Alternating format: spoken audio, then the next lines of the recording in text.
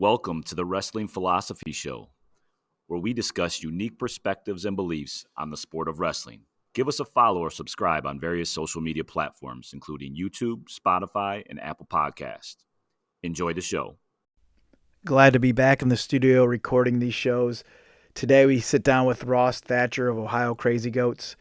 Coach Thatcher was an All-American at Penn State and a coach at the college level at Penn State, Oklahoma, and Ohio State. He now coaches Ohio Crazy Goats in Central Ohio and has a great perspective on the big picture of the sport. Thanks for joining us, Ross. All right, Coach Thatcher, Crazy Goats, among other coaching history here. Welcome to the show. I've been wanting to get you on for a while since I started this podcast, and it's been a while since I've had a show or episode, whatever you want to call them. But I've always appreciated your perspective and your respect over the last few years. You know, when something's going on, your, I guess, level-headedness or whatever you want to call it, when you have conversations with me or whoever else, it's I think people listen when you talk, and I think you're a good fit for the show. So welcome. Thank you very much. Happy to be on. Yeah. Real quick, you have a long list of accolades, obviously coaching at all levels. For those that don't know who you are, can you kind of fill us in real quick? Sure. I don't like talking about myself much. No, hey, they're tuning in for you, not me. I grew up in Columbus, youngest of four boys, went to Bishop Reedy High School. Got into it when my two oldest brothers started wrestling in high school. They had a little novice program. And back then, Bishop Reedy and DeSales were two pretty local, good powerhouse programs. So I was lucky when I got into it. I was around really good coaches and wrestlers and families, and just kind of came up through the novice program. Wrestled at Reedy, got a scholarship to Penn State, wrestled there, and then was asked to start coaching right when I graduated. So I spent my first 3 years coaching at Penn State, and then just kept going from Penn State to Ohio State, out to Oklahoma, back to Ohio State, where we ended up winning a national championship. And before I met my wife and we had our daughter, I always did a kids club on the side at night. You know, when you're young and single, it's you can work that 10 to 12 hour day and then still have energy to go help some Rugrats out. So I've always been around the smaller kids, even while coaching in college. And now it's, you know, I'd never take back some of the friendships and memories I got to make while coaching in college. But this is my 4th year away from college coaching, and I kind of wish I would have started it a long time ago. So I've had some experience coaching in freestyle and Greco for Team USA and doing some of that wrestling myself, but now strictly just coaching the goats and helping the community I live in, which is in Hilliard, helping the 3 high school programs out with their youth and helping Bishop Watterson out with Tommy's group as well. So it's a good time. That's awesome. So you're All-American at Penn State. Coached at the biggest stage, right? You've Madison Square Garden, Varner, right? You've coached, Snyder. Now you're back, like you said, coaching with Tommy Rowlands there. What your youngest of 4 brothers you mentioned. Yep. What led you back, I guess, from college back to coaching the youth? You know, what was it that, you know, Oklahoma State was in there, right? You coached Oklahoma State. Oklahoma, I'm sorry. Yes, Oklahoma, I'm sorry. So what's that? Boomer Sooner. Yeah. So you've been all over. I guess what brought you back to the youth? What is it about you said you've always done it, but what brought you back? I love coaching. I love building relationships, gaining the trust of people, helping people. I knew even when I stepped out from college coaching that this is the only thing I wanted to do. I'm a little biased, but I think I'm pretty good at it. And I want to be a part of helping build Central Ohio back up to having good programs and helping as many coaches as I can and as many kids as I can. And it's kind of my drug of choice. whether it's helping kids that are still learning how to tie their shoes to elite grade school, junior high, high school kids. It's it's kind of my other church, I guess is the best way to say it. That's awesome. And Central Ohio, I mean, just the last handful of years, let alone the last 10 years, it's transformed pretty deep, right? I mean, 10 years ago, where it was at, and where it's at now. What have you seen change, or what's been the catalyst for that change in Central Ohio at the youth level? There's a lot of things. I think it's a lot of work, a lot of years that are just starting to pay off now. I think there's a lot of community coaches that volunteer a lot of their time to introduce the sport to kids. And when those kids kind of graduate from, whether it's the Russ Hellickson League or I think down south, they got the Kobe Wa, and I'm sure all over the state, you got your little local community leagues. There are, once you start dominating that, you move on to the next stage. I think we're very lucky to have a good group of people that run clubs. You said 10 years. I would probably say, you got the Morans, the Sabato, Palmer. I think they've all been around for 10 or more years, building kids up. You got your upstarts like myself, maybe Pursuit. But you have I think you have a community of people that want to teach wrestling. And the second they start trusting each other to let the kids work together, whether it's in your house, my house, your club room, this high school, in the backyard, wherever, when everyone starts coming together, you grow. Mm-hmm. I think there's some people that do it the right way and the wrong way. But I think overall, when you got a group of coaches at the high school, I'm kind of rambling here. When you get local coaches, high school coaches that put time and effort into the youth biddy program, and you get people that run it the right way and get kids to really love the sport and don't worry about the result. Just learn the process, teach the kids there's going to be adversity, but don't yell at them when they lose. Don't celebrate too high when they win. Teach them the right way. Then those kids love the sport and they want to continue on. When you got as many clubs as Columbus has, then there's opportunities to take it to the next step. I think that's where the growth is happening. Sorry, I kind of rambled there. No, you said it perfectly. You're right. And, I guess that's one thing I never thought. It's been a work in progress. Nothing, the sport itself, like you said, doesn't happen overnight. And, here Central Ohio putting that work in, it's starting to pay off, right? Yeah. You have the other clubs popping up and everyone's putting in work. There's a lot of people, like people say the names of the big clubs, but I know one of my coaches, Jimmy Edwards, mm-hmm. He helped develop me. He helped develop big time Tommy Rowlands. He's probably helped more kids in Central Ohio than any coach in the last 20 years. And most people don't know his name. Right. And he still plays a big part of my club and Tommy's club with the Eagles. Just takes people like that, that really care about the kids. What I'm hoping, and hopefully I'm not talking too much, is no. What I'm really hoping is,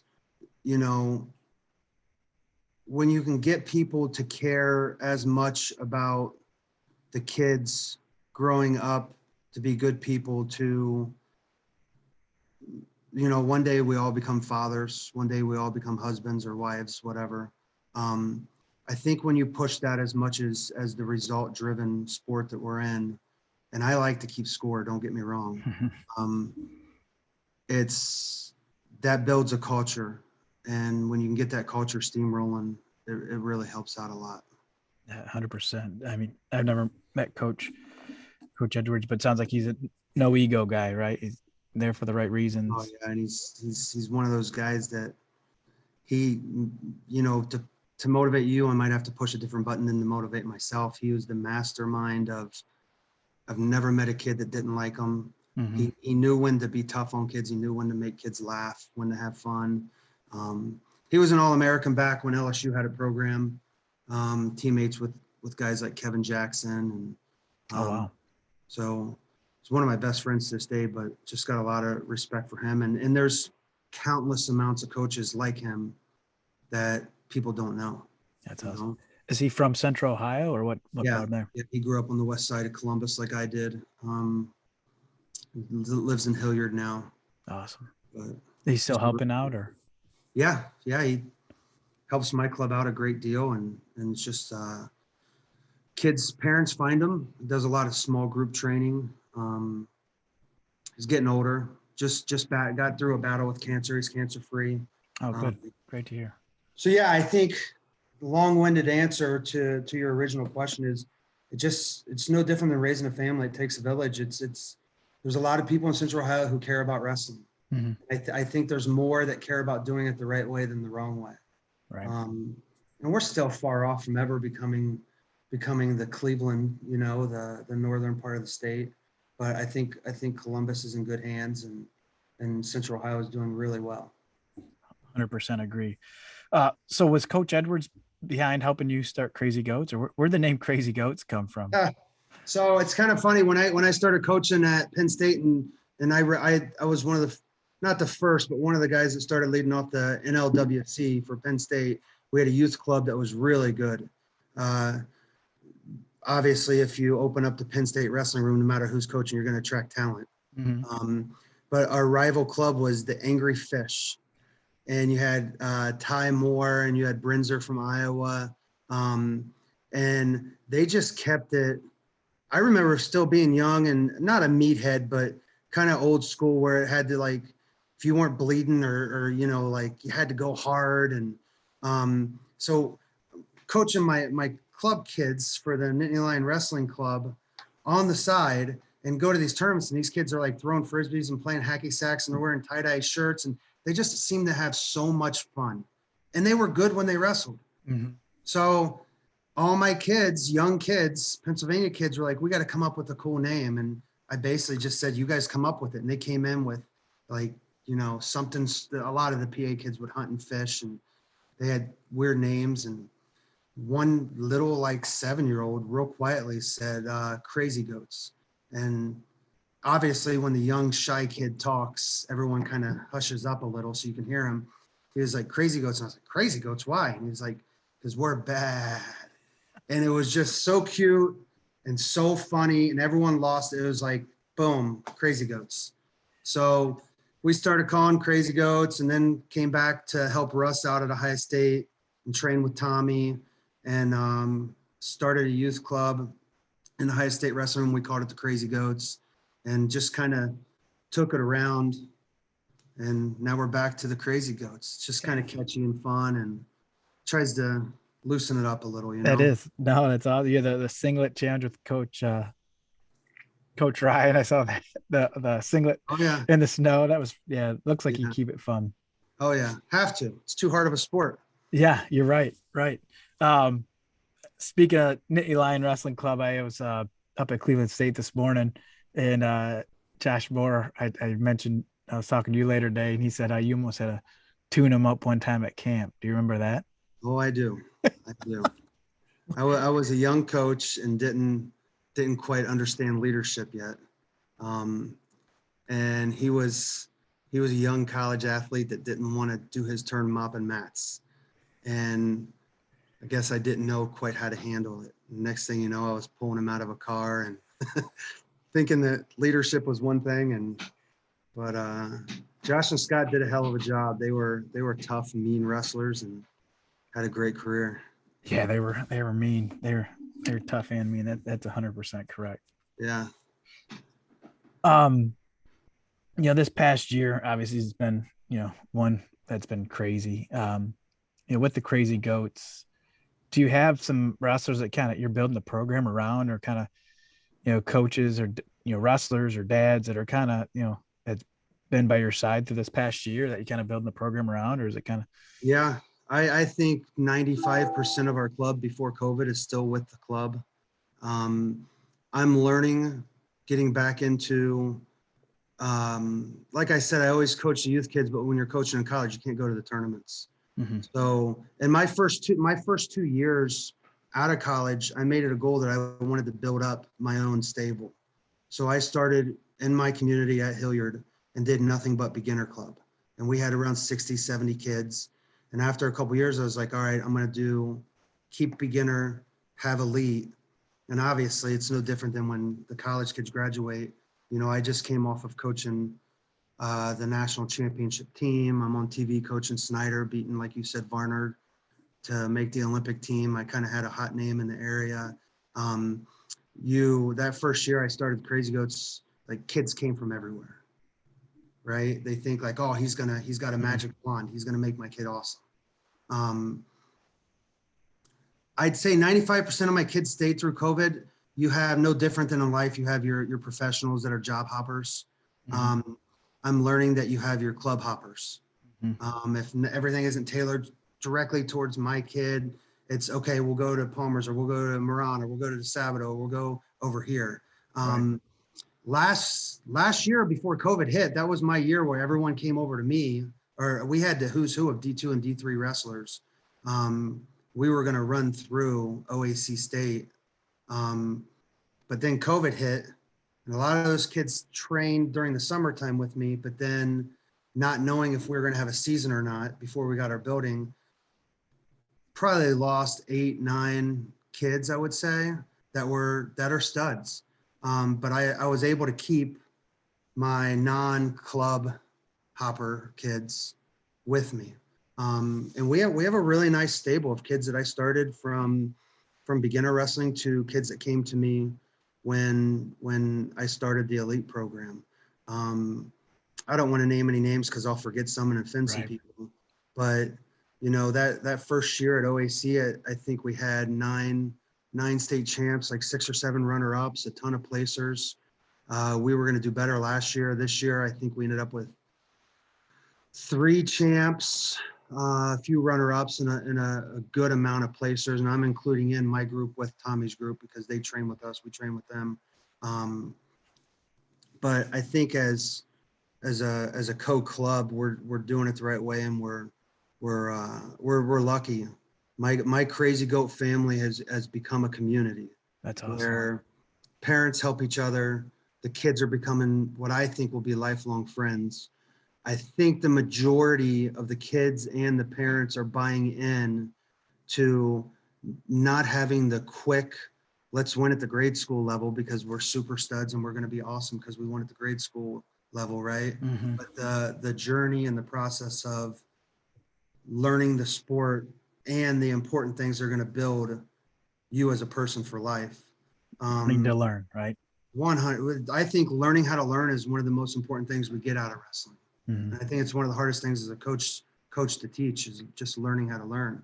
On Tommy's side, the Eagles, it's a good Catholic family. But I grew up in a good Catholic family. I know you probably did with St. Mary's. Those parents are the parents that are taking kids to school every day, picking kids up, going to church together. They're already a community, and they are so much fun to be around.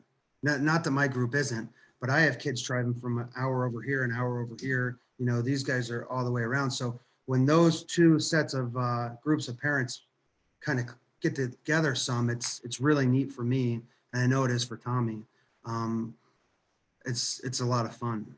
That's awesome. And you coached Tommy too, right? Yeah, Tommy was like my little brother growing up. Because you both went to Bishop Reedy, right? Both went to Reedy. I was my freshman year in college. It was his freshman year in high school. Okay. So it's been a fun dynamic, him being the little squirt hanging on my leg and following me around, to him becoming like the superstar and me coaching him and me following him around. It's fun. We are very like-minded.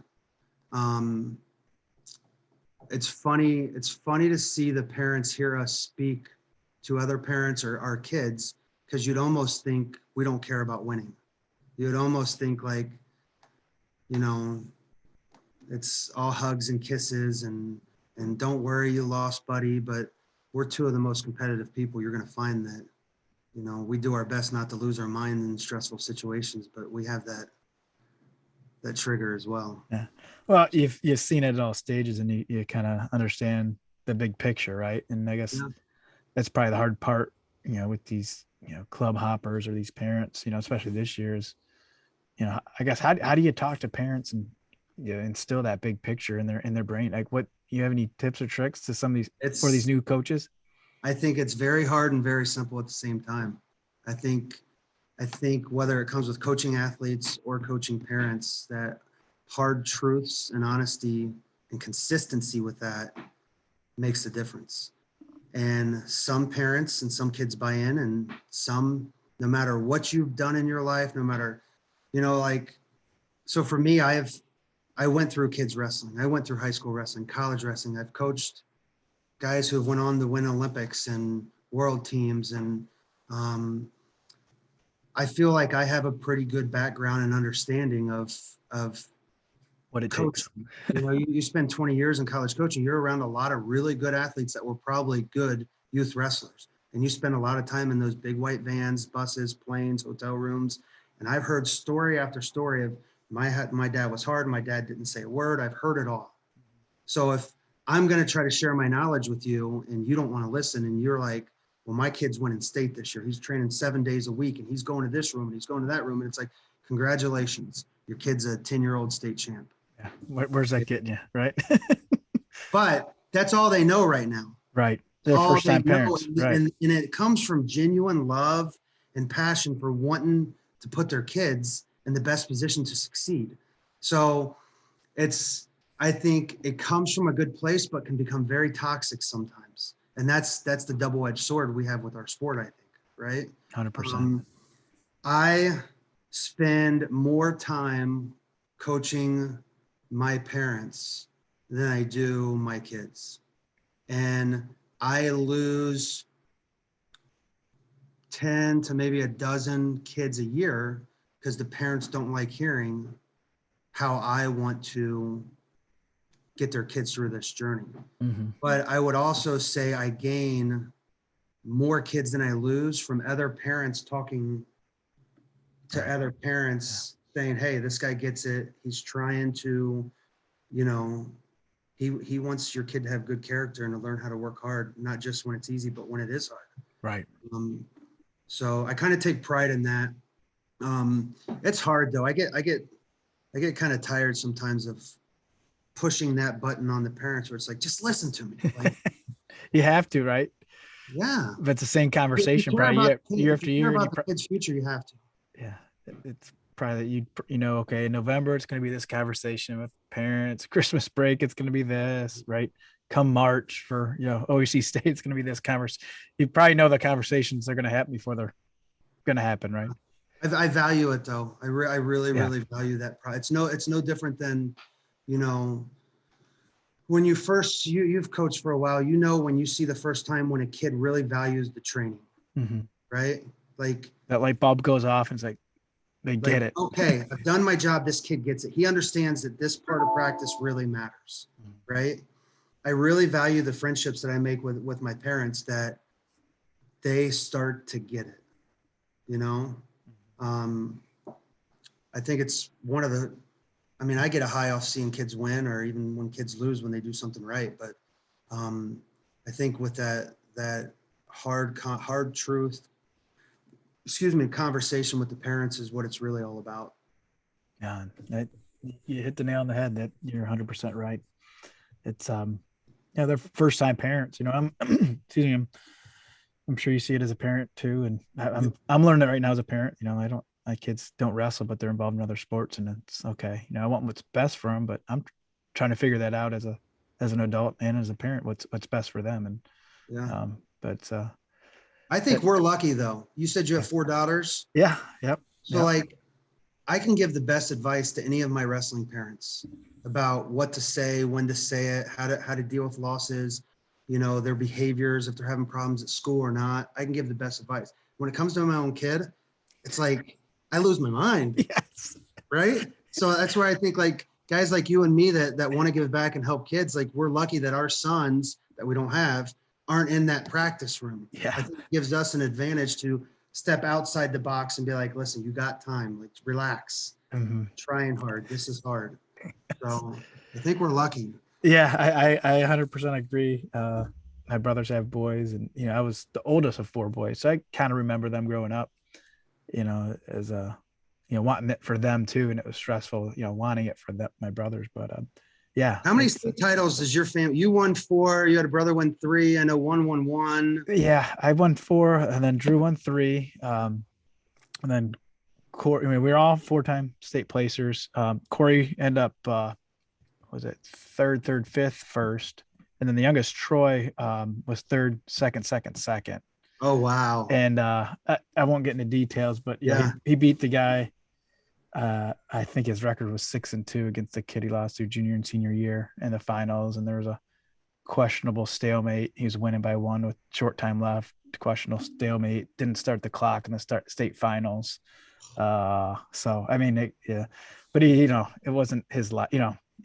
We all wrestled at Kent State, but it was not, I'm not in his shoes, but yeah, so that's 8 titles, but we all, I think it's a testament going back to parents, the injuries and craziness, and we all finished odd, each year, and pretty blessed with my parents. They put us in the right spot. My dad had to cut his wrestling short due to head trauma and concussion, so that's another part of it too. When injuries happen, talking to parents, like, look, there's big picture here. Don't put them out there if they're not healthy or ready. No, for sure. So yeah, so it's. And I think you'll get a kick out of this, but some of my former teammates from Penn State and college coaching friends that I've made over the years, they think it's so cool. When you meet up with old college friends, they're like, how's the state of this? How's your family? It's like the one question I get now that I'm back in full-time coaching kids is, how's the state of wrestling in the state of Ohio? It always comes around that we have two good organizations in the state of Ohio with OA and OAC. And you guys separate the weekends. But they find it very interesting, and it must not be this way in other states, but it's awesome that a wrestling family that has had a lot of success gives back by creating this company that provides all these opportunities, training, wrestling, competing opportunities for the state. Like without OAC, the growth of wrestling isn't where it is right now. And I know you said you didn't want to talk about it, but I think what I preach more than anything in my club is the 2 greatest words you can say to anybody is thank you. So, I just, as a coach in Ohio, I want to say thank you to your mom and dad who did what they did for you guys, and for your whole family for creating this OAC to give our kids these opportunities. And I think it's funny. I think it's funny because everyone knows OAC, I think I left high school in 95. You started high school in 96, I think. Correct. Right. Remember that, right? And then OAC started in 99. So it started after us. Yeah. So, but I know your family name, cause still young enough to know you and your family. But I don't know. I bet you if we took all the parents from grade school state this year and put them down on the mats and we said, how did Jared Opfer do in high school? Very few people would know that. And I think it's kind of cool that our biggest organization is run by a successful wrestling family, not just someone said, oh, I can make money doing this. I think you guys do it the right way. It reminds me of my first year coaching at Penn State. We had Kerry McCoy, right? And when I was in college, Kerry McCoy was everything. Olympian. Oh yeah. The man. He right? is. Yeah. And I was just a young punk out of college, and I thought I'd be funny. And huge camp. I broke the kids into groups of like 60 or 70. And I had just got done teaching a technique session, and Kerry was doing the next one. And I go to introduce him, and I thought I was being funny. I was like, all right, raise your hand if you don't know who this is. And when you know it, like, there were 55 kids raised their hand. And we're like, now this was, to be fair, this was like the internet just got started. Before, yeah, you're right. Yes. There weren't cell phones. There weren't but it's like, you're at Penn State and the man, the myth, the legend, Kerry McCoy is, and you guys are like, how do you not know him?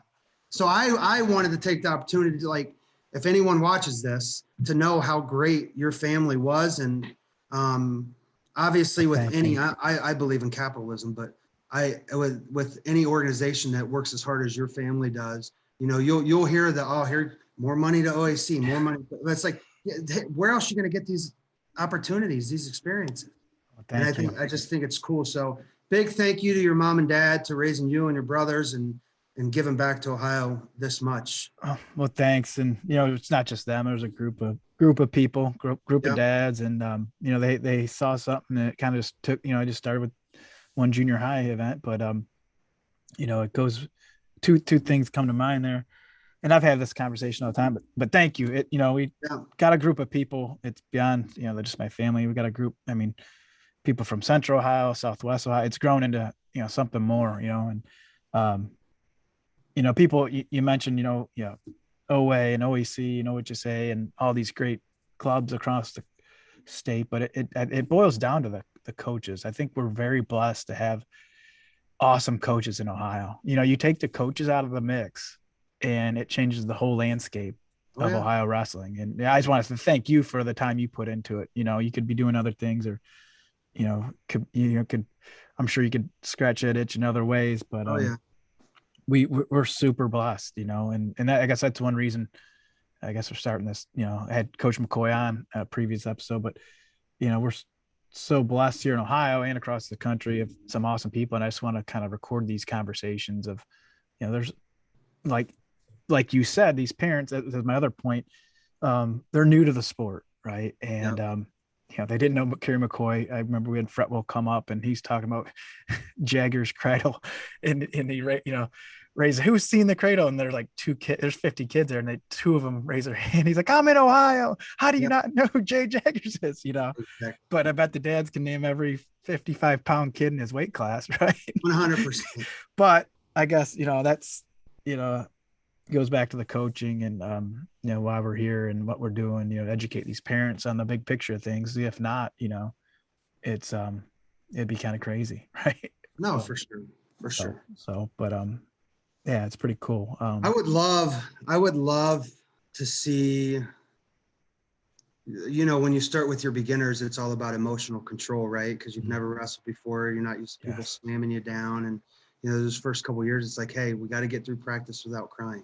Mm-hmm. Like Baby someone steps. takes you down, you fight right back, right? Mm-hmm. I think the learning somehow, and I don't have it figured out yet, but how to teach emotional control to parents at the grade school level. Hey, I have two twin daughters and I still can't figure it out. Well, yeah. I'm sitting there getting kicked out of my daughter's soccer game. Yeah. It's wrestling's hard.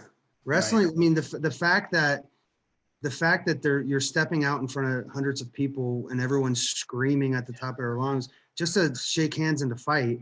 Yeah. Being afraid of losing is like being afraid of disappointing your coach or parent that's a big thing. And Huge. It doesn't help to just scream if your kid loses. Like how many times have you seen like two kids, whether they're beginners or elite, and it's a 1-point win, right? The dad or coach is always screaming at the kid who lost, like, you didn't try. But if he would have won that match by 1 point, it's like jumping up and down. Yeah, it's like, and nothing changed. You could be on a locking hands that he didn't control. Exactly. And it's like, we could wrestle this 10 times in a row and this kid wins. Like, let's just pay attention where you're at. Mm-hmm. Let's see where we got to get better. And let's not yell at our kid after they just fought. Right. They're putting them on the line. They're learning. They're out there. Yep. Me and my brother Drew, he runs our youth program, one of the coaches there, and he lives 4 houses down, so we get to watch a lot of wrestling on TV or just talk and some good conversation. He always brings up a point, I don't know if it kind of goes to the point of teaching emotional control, is almost teaching the kid, you don't have to look over me whether you do good or bad, just wrestle. If they're looking over, whether it's in soccer, baseball, basketball, wrestling, if they're looking over, if they're doing bad or good, that's the wrong mechanics as a youth athlete. Let them enjoy it. Let them learn, So, but yeah, emotional control. I mean, that's the trick, man. Right. Yeah. When you figure it out, let me know. Yeah, no, I'm trying. I'm really good at telling other people to do it. Yeah. And it changed, right? Like you said, every kid's different. But yeah, I think we're in a, super unique spot right now with Ohio wrestling. We're very blessed and teaching these parents, I guess. Where do you see it headed here in Ohio? In Central Ohio in general, with wrestling. It's hard to tell. I mean, I'm optimistic about it, but throughout times, even when me and you were wrestling, as young kids, it's clubs will pop up and then they'll pop down and then people will move on. And I know I'm in it to stay. And, my goal is to spread the gospel of doing it the right way. And, it's okay to fight hard. It's okay to train hard, but let's not make it like this is the Olympics. Right. And hopefully, one kid at a time, one set of parents at a time, that it's done in a mature, good way of developing these kids. And I'll tell you what, for me, I suck at business when it comes to this stuff. There's clubs around here where it's like, if you're in my club, you're only in my club. You're not allowed learning from other coaches. But it's probably helping, double-edged, right? Exactly. It's addition by subtraction. Those jumpers are leaving and you're adding to the club because of that, right? Where I would like to see it. I think one of the big things that's different now in Columbus than when I was growing up is the high school coaches in Columbus are starting to trust other people. That's like good. I remember when I first came back from Penn State and started running a club, there was local coaches that told their kids, you're not allowed to go to any club. And it's like, well, why not? Some of it's insecurity, maybe beginner coach don't want their kids to know someone else can share their knowledge. Some of it is, they're afraid their kid might get recruited to a different school through meeting other families. I think now it's like I just started my freestyle this week and I have around 70 kids in there, and I've got Palmer kids in there, Moran kids in there. I've got the Sabato kids in there. I've got kids from Watterson, DeSales, Worthington, Olentangy, all the local, Kaufman.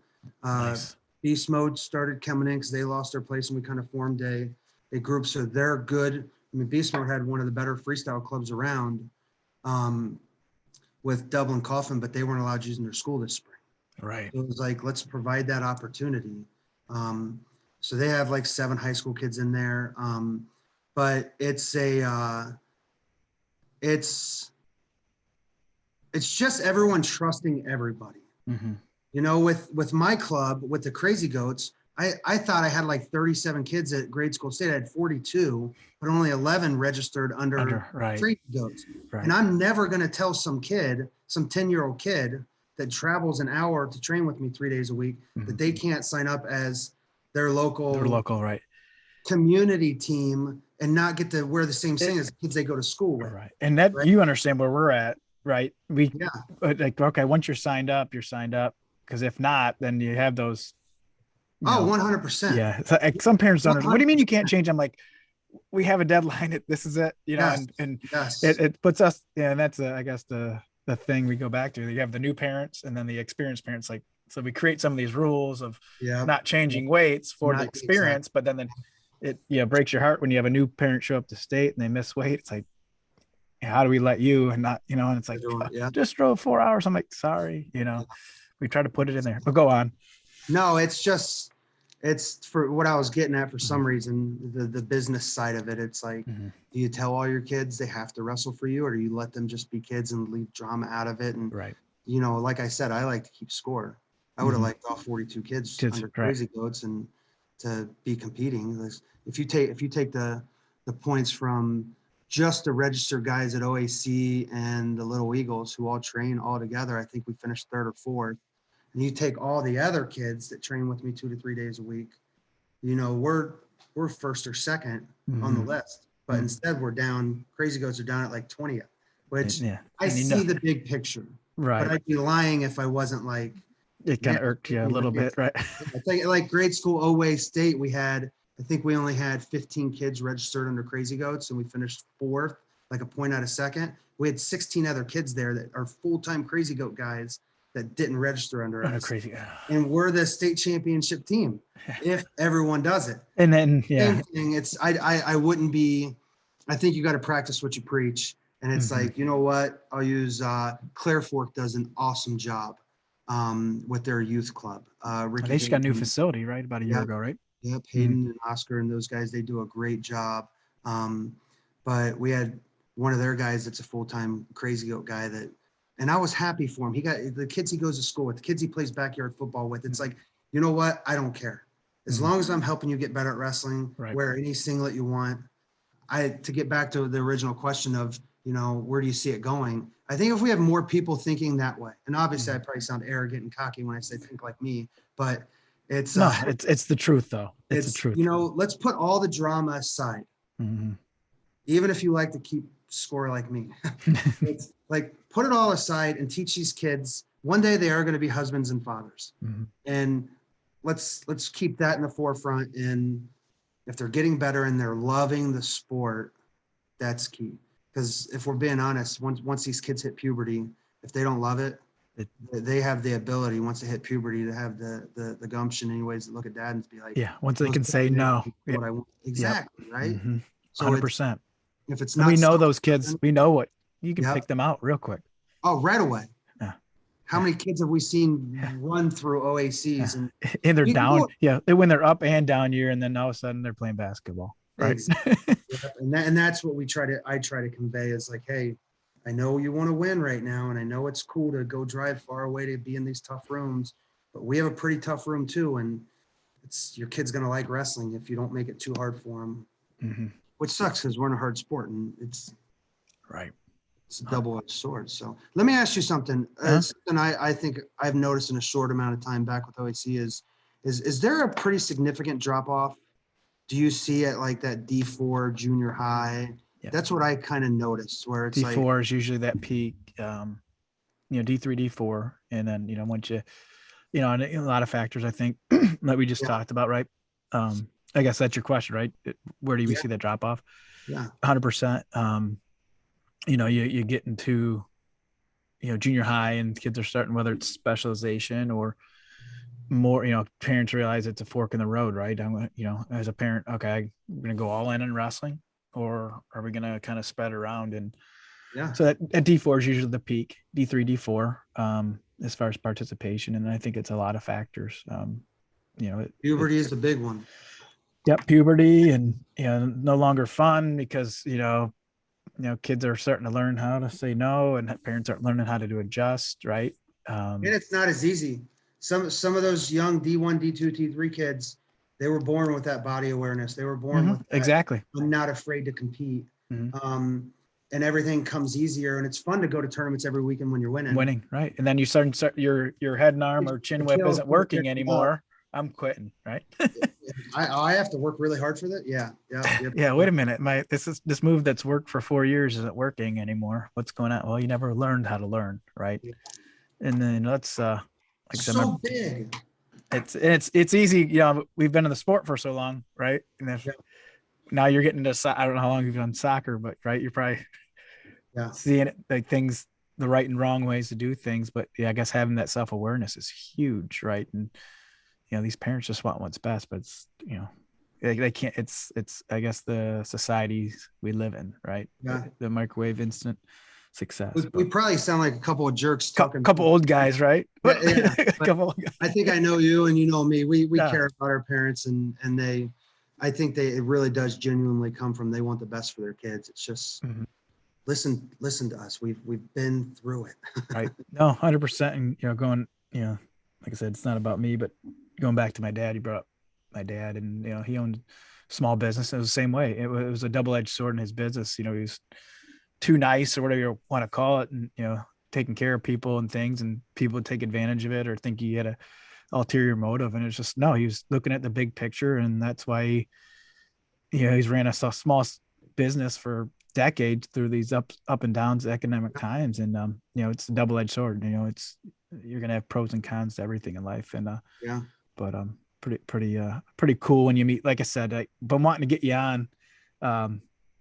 Really impressed, when you approach, you see all the time with parents or coaches, why is my kid not seated? Or it's like, seated, come on, what's going on? but you've always asked in the right way. And, hey, here's what I'm seeing. Is this right? Or what's going on? And, even Tommy too, it's kind of cool seeing you guys together, because you guys are probably having some awesome conversations of, Yeah. strategy and just having fun. And that's what it's all about. These road trips, like you said, in vans and planes and hotel rooms or whatever it is, it makes it fun. Those are what, the kids are going to remember, right? They're going to remember a handful of matches, right? They're going to remember those trips. So I guess another question, what do you have any matches, or whether competing or as a coach, that stick out, like one of your favorite memories? I know, like we said, we're a little bit before the internet age, and I always ask people, what's one that people pull up? They talk about, when I do a camp, this one, they pulled this match up or something, but we were kind of before the internet days. But Yeah. from your memory, do you have any that stick out to you, your favorites? I would say wrestling wise, I was in Ankara, Turkey, wrestling on the University World team. And the guy, I was on the freestyle team, but the guy who made the Greco team got hurt or something. And about 2 days, we trained in Istanbul for a week, and then flew up to Ankara. Guy got hurt, and about 2 days before competition Greco started, I went to Mark Schultz and our team leader, Ardashir, and was like, hey, can I wrestle? Like, thinking it was a big no, and they were like, yeah, why not? And I got pretty deep. I think I finished like 5th. Wow. Not having a clue what I was doing. It probably helped me out not knowing how to do it. But I was wrestling a guy I was losing. I tied up, and this guy hit an arm throw on me. And I mean, I thought I was Superman flying through the air. Like, the guy could have been cool and just hung onto my arm and slammed me down. He let go. He let go, and I just we were in the middle of the mat, and I think I landed out of bounds. And I was so mad. I stood up, I ran back in, I went to collar time real hard, boom, did it again. I was just like, what the hell's going on? And somehow I was like, all right, don't collar tie this guy. Let him grab you. And it was a war. I came back point by point by point. Oh, really? With like 5 seconds left, I hit this reverse gut lift. I picked him up, grunted like a young idiot, slammed him for the win. And I remember other coaches from other countries came up, and they were like patting me on the back, not having a clue what they were saying. But it was like, that was one of the wins when I was competing, and it was in Greco. But that's always kind of pops back. Like, you fought hard. You probably made your dad, if your dad wasn't in Columbus, Ohio, he was there, he probably would have given you a hug, That's cool. I spent my whole college career in the training room, hurt. Had some good wins, only a one-time All-American. Coaching wise, I told Zeb this last year. I get just as high on coaching. Like let's use, we'll use Owe, Cooper Schlegel and Rylan Wax, both won. I've been coaching Rylan for a long time. Rylan's a stud, man. And who's his first time winning a tournament, for as good as he is, that I was at. Oh, wow. And he grabbed me by the arm when we walked off the mat, and he kind of whispered, he pulled me away from everyone like an adult would. And he was like, that's the first tournament I won when you were at it. And it was like, boom. And that's what it's about. Like, that's cool, right? Yeah. I mean, that's as cool as got coaching the chills Myles just Martin. Hearing that. Yeah, that's as cool as coaching Myles Martin win a national title as a freshman at NCAA's, in Madison Square Garden, or Kyle beating Gwiz in overtime or whatever. And then Cooper Schlegel's another one that, and I hate mentioning names because I always forget some. Right. People get offended. It's all right. Cooper was another one where I literally had to walk away because I had tears coming down my face like a little schoolboy. He has been a consistent kid that comes to practice, always has a smile on his face, is good enough to beat people, but hasn't gotten over the hump of winning matches he should. Mm-hmm. And he beat 2 really good guys that placed at OAC, and Cooper lost his placement match at OAC like the next week. Okay. But the kid he beat in the semifinals and the finals placed really high at OACs. So he still has a little bit of that in him, but it was like seeing him stay mature through the matches, having opportunistic scores at the end of periods, just following the line we're putting ahead of him and seeing him win, that's makes it worth it, right? And at the same time, this whole conversation is like, hey, let's make sure these kids and parents are realistic. This is grade school wrestling, right? We're setting a foundation that is super important for the future. Right. But to see them get to have that success, I try not to get too high, too low, but when he won, I had to walk away, and he beat one of the kids that I've trained in my basement for 2 summers in a row, and a Clearfork kid in Grady, which I would have been just as happy for him if he won. But to see Cooper win that match was like, I genuinely had to go hide because I didn't want anyone to see me get emotional. Had a lot of great, coaching Tommy over in Switzerland on a Team USA trip. Him winning a Grand Prix over there was pretty high. That's awesome.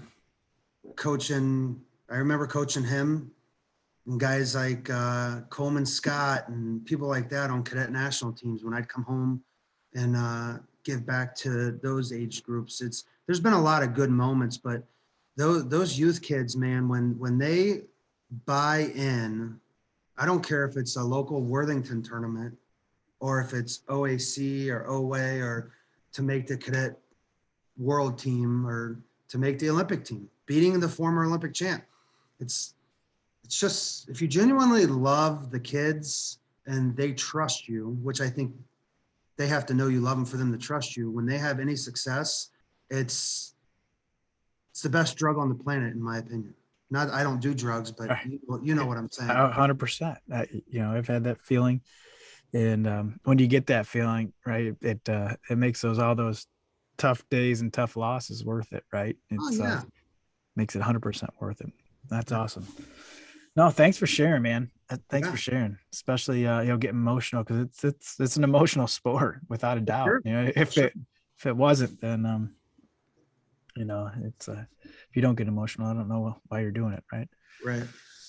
Yeah, the day that I'm not excited to go to practice, or the day I'm not excited to go to a tournament, I'll find something else to scratch the itch. But right now, I love it. I think I'm going to do it for another 15 years or so. Good. So awesome. hopefully we'll get to know each other better and create a friendship and keep helping Ohio get better in our own ways. No, 100%. And that's I get going back, that's the only downside. I tell people when running those tournaments and running into people, I don't get to spend quality time with them per se. It's usually running here, running there, and it's I have these, like I said, wanted to start this because I have these conversations off air. It's like, let's record them, and I think it's definitely opening relationships to a different level or a new relationship. So thanks for taking the time. You have anything else to talk about, or anything you want to share? Or? No, just thanks again to you and your family and your group of people. It's a big group. It's not just my family by any means, but we're trying to work on some other things too, and keep the sport going. We're lucky we live in Ohio. That's for certain. Yeah, right. Very, very blessed. So all right, Ross. Thanks, Coach. I appreciate it, man. Yeah, definitely be crossing paths more. So sounds good.